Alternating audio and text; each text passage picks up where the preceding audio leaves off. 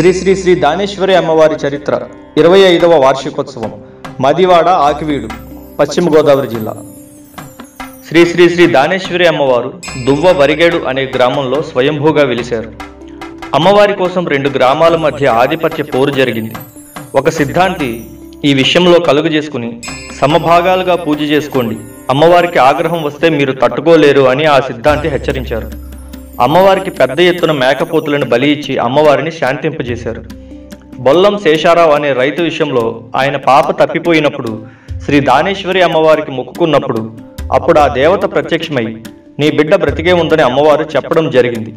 అప్పటి నుంచి ఆ రైతు అమ్మవారిని కొలవడం, ప్రతి మంగళవారం అమ్మవారిని పూజ చేస్తూ ఉండడం జరుగుతుంది.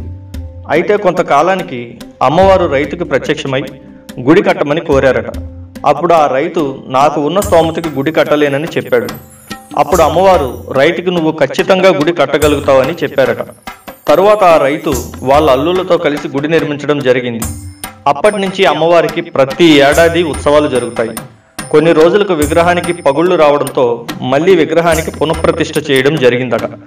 వార్షికోత్సవాల సందర్భంగా మొదటి రోజు మేళతాళాలతో పసుపు కుంకుమ చీర, 2వ రోజు బలిదానం, ధ్వజారోహణ, విఘ్నేశ్వర పూజ, 3వ రోజు కుంకుమార్చన, 4వ రోజు చండీ హోమం, దీపాలంకరణ, 5వ రోజు అంగరంగ వైభవంగా సంబరాలు చేస్తూ ఉంటారు.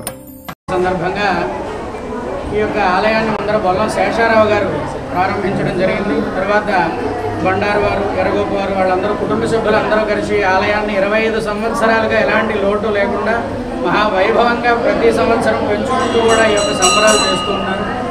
ఈ సంవత్సరం విశేషం ఏమిటంటే మొదటి రోజు ఈరోజు సంకష్టహర చతుర్థి.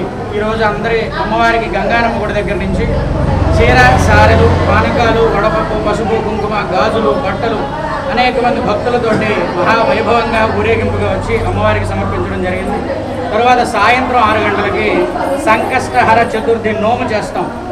దాంతో ప్రారంభమవుతుంది. మరుసటి రోజు శనివారం ఉదయం విఘ్నేశ్వర పూజ, పుణ్యావాచన, పంచగవ్యం, దీక్షలు, అదేవిధంగా మధ్యాహ్నం అగ్ని ప్రతిష్టాపన, ధ్వజారోహణ, అంకురారోపణ కార్యక్రమాలు జరుగుతాయి. అదే మరుసటి రోజు ఆదివారం ఉదయం 108 కలశాలతో పవిత్ర జలంతో అమ్మవారికి అభిషేకం చేస్తాం. తరువాత సామూహికంగా సుమంగళులందరి చేత కుంకుమార్చనలు నిర్వహిస్తాం. తరువాత సోమవారం ఉదయం మరలా చండీ హోమ పారాయణ, హోమము, పూర్ణావతి ద్రవ్యాల కార్యక్రమాలు చేస్తాం. మరలా అదే రోజు ఈ రేపు సాయంత్రం కూడా అమ్మవారికి 1000 కిలోలు, సుమారు 1000 కిలోలు పసుపు కుంకంతో అమ్మవారికి అభిషేకం జరుగుతుంది.